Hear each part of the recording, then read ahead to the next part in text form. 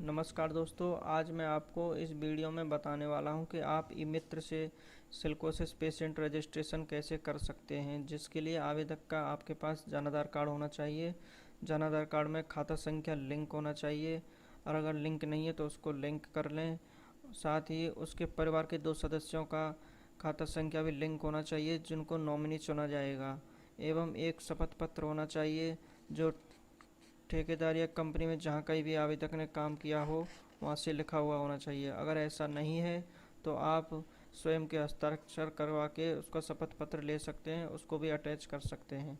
तो फ्रेंड, मैं अब आपको full process step by step बताऊंगा, तो आप फ्रेंड वीडियो को एंड तक देखें, स्किप नहीं करें। तो फ्रेंड, मैं विक्रम सिंह आपका हमारे यूट्यूब चैनल किशोर जी टेक पर हार्दिक स्वागत करता हूं। अगर आप हमारे यूट्यूब चैनल किशोर जी टेक पर नए हैं तो चैनल को सब्सक्राइब कर लो, साथ ही बेल आइकन को ऑल पर सेट कर लो, जिससे कि हम भविष्य में न्यू वीडियो अपलोड करते हैं तो उसका नोटिफिकेशन सबसे पहले आपके पास पहुंचे। सो फ्रेंड, आप जन आधार कार्ड डालने के बाद में इस तरीके से इंटरफेस ओपन होके आ जाएगा। तो आप देख रहे होंगे यहाँ पे आवेदक की फुल डिटेल ओपन हो चुकी है। यहाँ पे नाम, Aadhaar card, date of birth, male female, जाति, पूरी फैमिली की डिटेल इसमें ओपन हो चुकी है। तो हम यहाँ पे नीचे चलेंगे इसको। तो फ्रेंड, यहाँ पे आप देख रहे होंगे इसमें लिखा हुआ है select the first nominee of death assistant. तो यहाँ पे मृत्यु सहायता के लिए प्रथम नामित व्यक्ति का चयन करें। तो यहाँ पे फ्रेंड, यहाँ पे इस पर चयन करना होता है। यहाँ पे चयन कर लेंगे इसको। तो इसमें खाता संख्या लिंक है।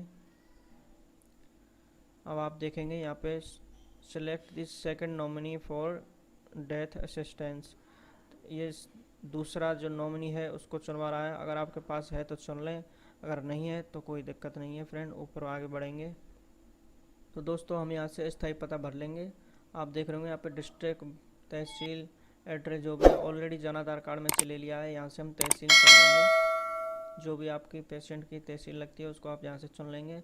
उसके बाद में उसका लोकसभा क्षेत्र चुन लेंगे यहाँ से जो भी आपका लगता है, और विधानसभा क्षेत्र भी चुन लेंगे यहाँ से। उसके बाद फ्रेंड यहाँ से चलेंगे हम नीचे। अब आपके सामने यहाँ पे लिखा हुआ है पत्राचार का पता या आवेद आप मेडिकल के चेकअप कहाँ प्राप्त करना चाहते हैं। तो उसके लिए आप सेम एड्रेस कर सकते हैं। यहाँ पे क्लिक करके इसके सेम एड्रेस हो जाएगा, आपके घर पर ही पहुँचेगा जहाँ आपका परमानेंट एड्रेस है। ये प्रोसेस चल रही है फ्रेंड। तो ये यहाँ पे उसी एड्रेस को ले लिया है जो जन आधार कार्ड में है। उसके बाद में ये लिखा हुआ है आपने रोज़गार का विवरण, जहाँ आपने काम किया है, माइंस में, खान में काम किया है या लेबर का काम किया है, तो आप यहाँ से चुन लेंगे जो भी।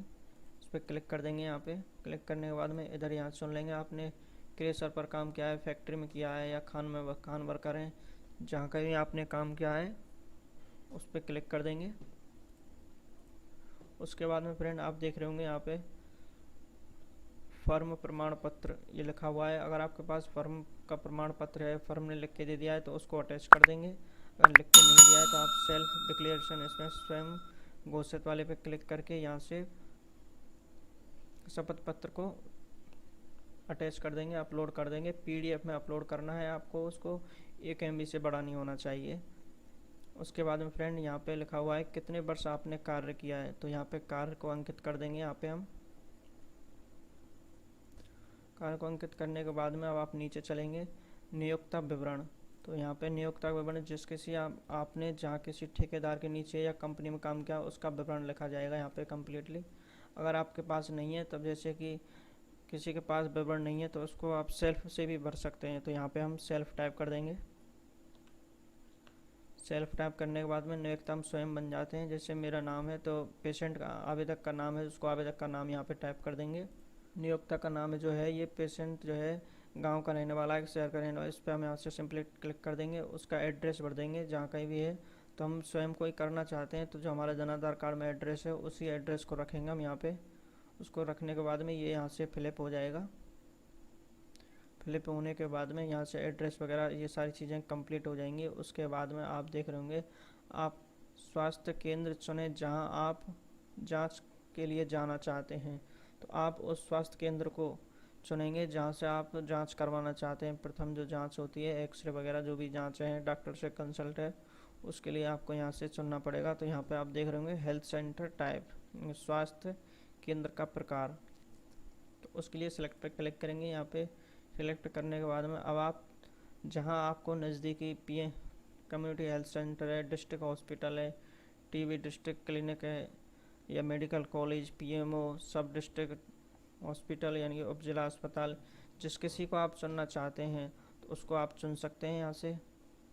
मैं जैसे कम्युनिटी हेल्थ सेंटर चुन लेता हूँ, तो आपका एड्रेस के हिसाब से जो नज़दीकी कम्युनिटी हेल्थ सेंटर है, सीएचसी है या पीएचसी है, जो भी है, तो उसका यहाँ पे नाम आ जाएगा। आप देख रहे होंगे मेरे यहाँ पे ये नाम बोल रहा है, तो ये संबंधित मेरे से संबंधित सीएचसी है, उसका नाम यहाँ पर आ चुका है। तो आप कम्प्लीटली स्टेप बाय स्टेप मैंने बताया, तो आप इस तरीके से फॉर्म को अप्लाई कर सकते हैं। इसमें जो शपथ पत्र लगा है उस शपथ पत्र को आप इस तरीके से भर सकते हैं। मैं आपको स्क्रीन पर दिखा दूंगा, अभी यहाँ पे देख रहे होंगे आप। तरीके से फॉर्म को कम्प्लीटली भर सकते हैं, उसमें कोई भी दिक्कत नहीं है, बिल्कुल आसान तरीका है। और यहाँ पे लास्ट में सत्यापन कर देंगे। इस पर सत्यापन पे क्लिक करने के बाद में यहाँ से सबमिट पे क्लिक कर देंगे। सबमिट पे क्लिक करने के बाद में फ्रेंड यहाँ पे एक आईडी नंबर आएगा, करीब 14-15 नंबर का आईडी नंबर वो आएगा नंबर इसमें, तो उसको आप प्रिंट निकाल के और आवेदक को दे सकते हैं। उसके बाद में आपका काम कंप्लीट हो जाएगा।